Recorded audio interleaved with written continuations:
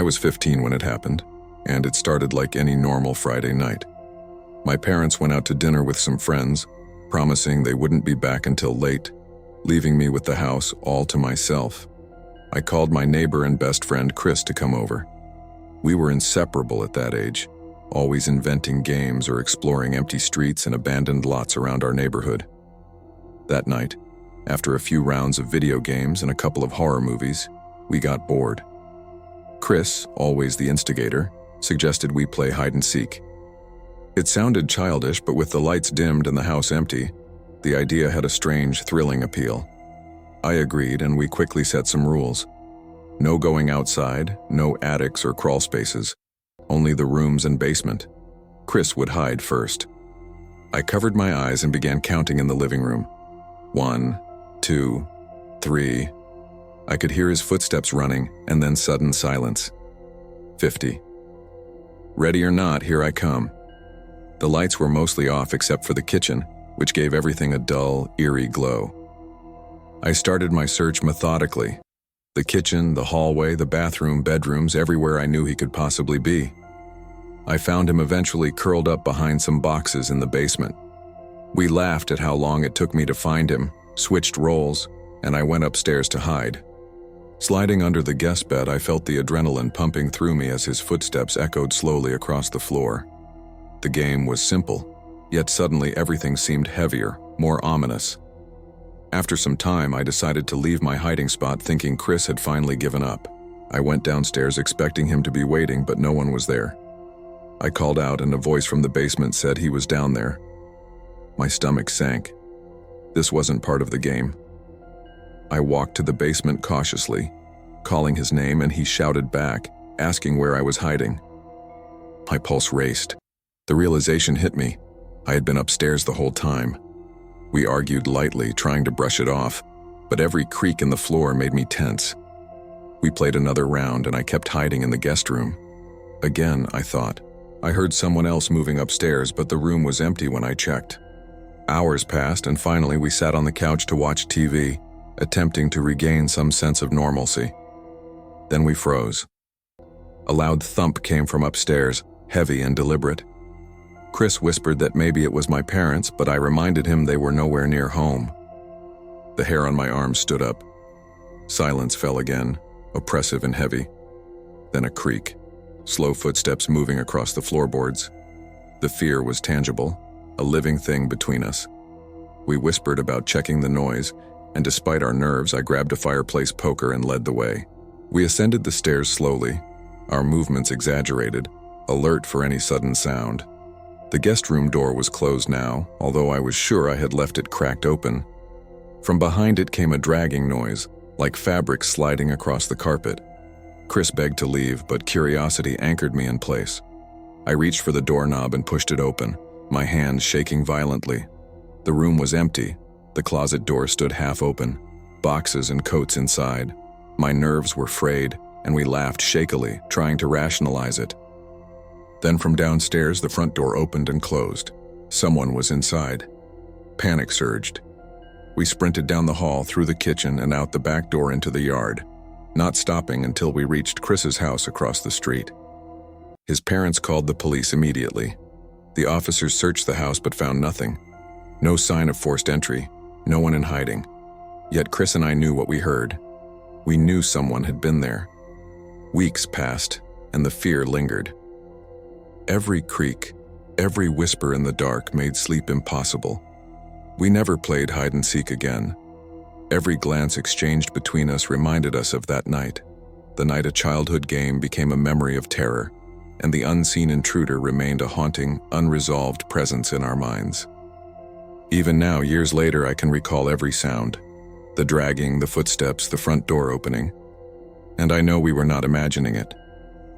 I was 14 the summer it happened. Our neighborhood backed up against a stretch of thick woods that seemed endless at night. And as kids, we treated them like a playground. That day, me and a group of friends, Tyler, his younger brother Matt, Jason, and Eric, were lounging in the backyards, bored and restless in the oppressive summer heat. The idea of hide and seek came up, and we decided the woods would be perfect. There was an unspoken thrill about playing among the trees after dark. the shadows swallowing us whole, the air heavy with insects and heat. At first, it was just another game, another way to test our stealth and cunning. Jason volunteered to be it first, counting out loud while the rest of us scattered. Tyler and I split up immediately after passing the first line of trees. I crouched behind a fallen log, my heart racing even though this was supposed to be a game. The forest was alive with tiny sounds, the rustling of leaves, the occasional chirp of crickets. But it felt different in the darkness, like the woods themselves were watching. After a few minutes, I heard footsteps. They were too heavy to belong to any of my friends. I froze, holding my breath. The steps moved close but didn't call out, didn't announce themselves. My stomach tightened. I waited, praying it was just an animal, but the pattern of movement sounded too deliberate, too human. The footsteps stopped. I crouched even lower, my eyes straining to catch anything in the blackness. After what felt like an eternity, the steps retreated deeper into the forest. I exhaled quietly, thinking I was safe. But the unease lingered. When the round ended, I returned to the yard and shared what I had heard. My friends laughed it off, saying I was imagining it, but Matt suddenly spoke up. He said he saw a tall man standing silently among the trees while we were hiding, not moving, just watching. Jason and Eric dismissed it immediately, but I couldn't shake the image.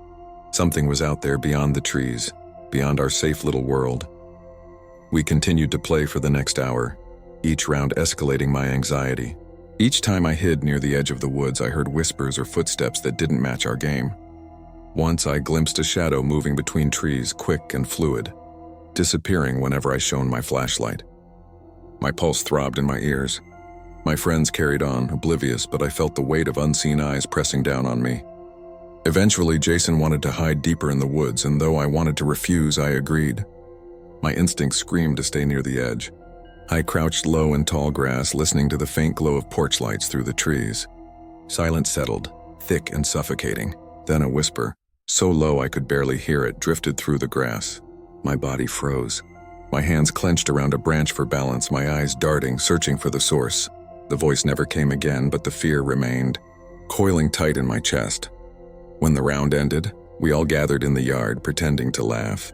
But I couldn't stop thinking about the whisper, about the shadow. Matt swore he had seen the same tall man again, closer this time, just standing silently behind us. Jason scoffed, but my skin crawled. I tried to convince myself it was imagination, that shadows, wind, and night played tricks on me. But deep down, I knew something real had been watching. The forest had eyes, and it was patient.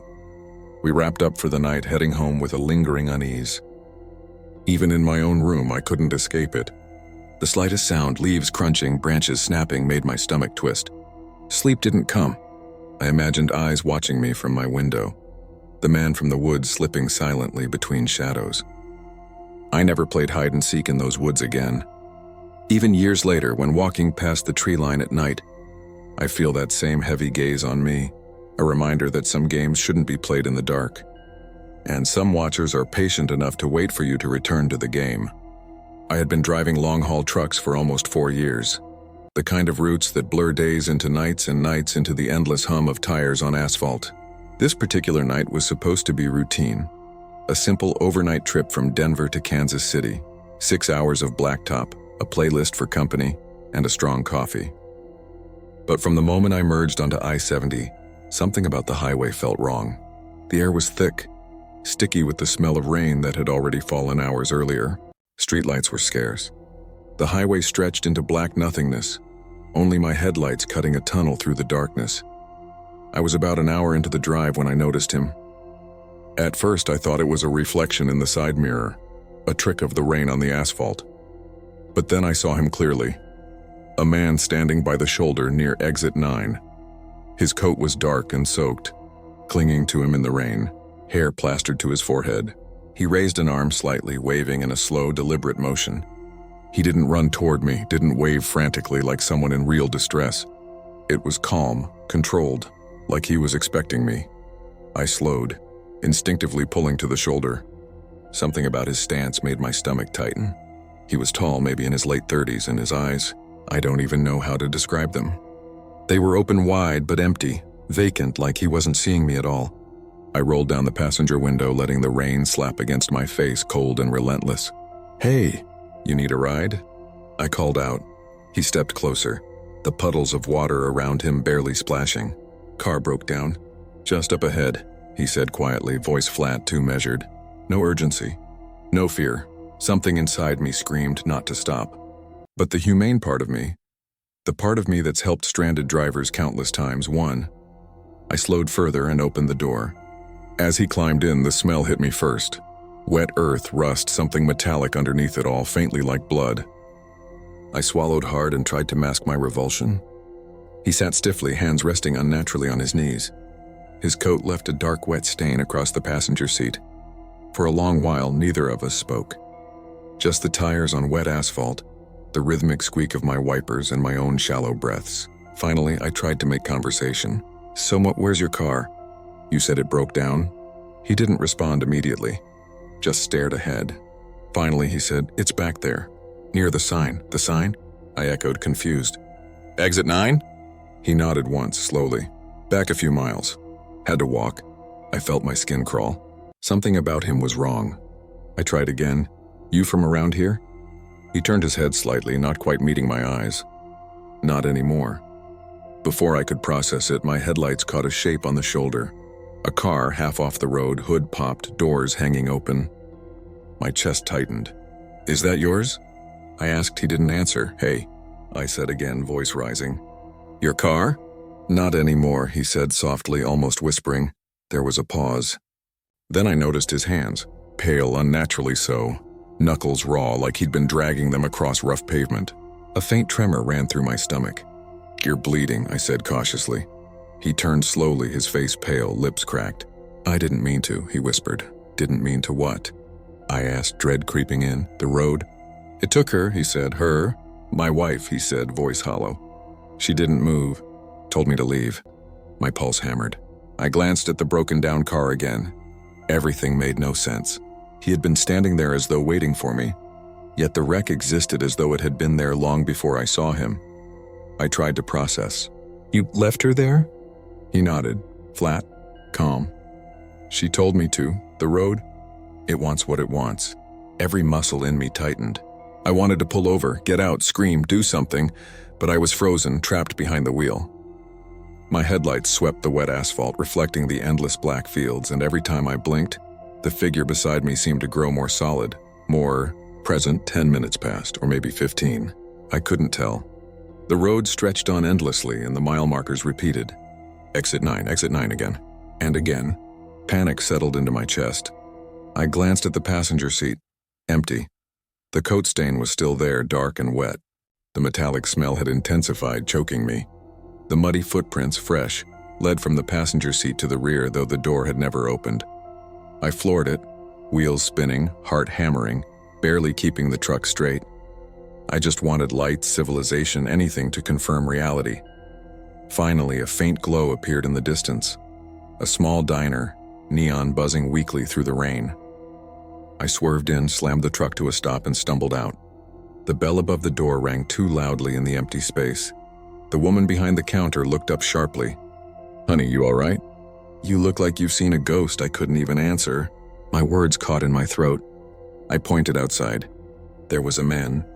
I picked him up near exit 9, said his car broke down. She frowned. "Exit 9? That exit's been closed since 2015. Flood washed it out.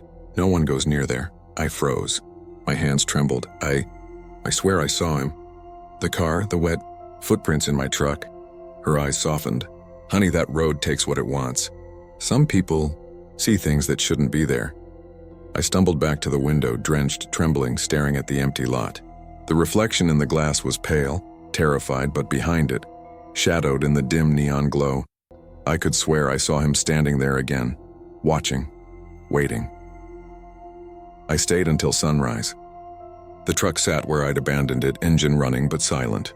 When I finally drove away, the rain had stopped, the road was dry, and mile markers returned to their normal sequence.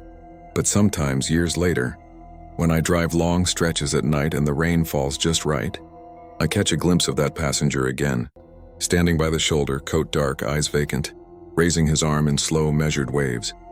And I remember the words he whispered before vanishing. "The road takes what it wants." I never stopped again for anyone near exit 9.